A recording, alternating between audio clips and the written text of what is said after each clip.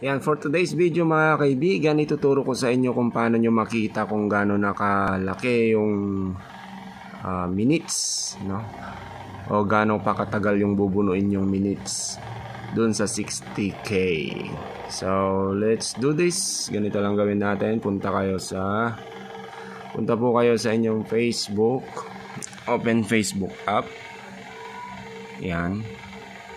Then, pag open nyo po ng Facebook app, punta po kayo dun sa upper right corner ng inyong Facebook. Andun may tatlong line bar doon.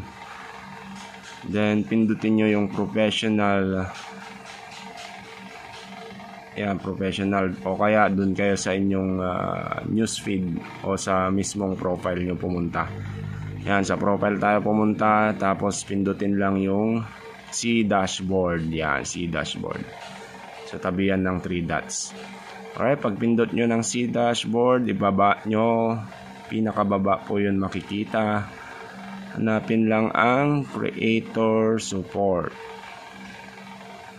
Yan, creator support. Click. Tapos, punta sa monetization. Yan, click monetization.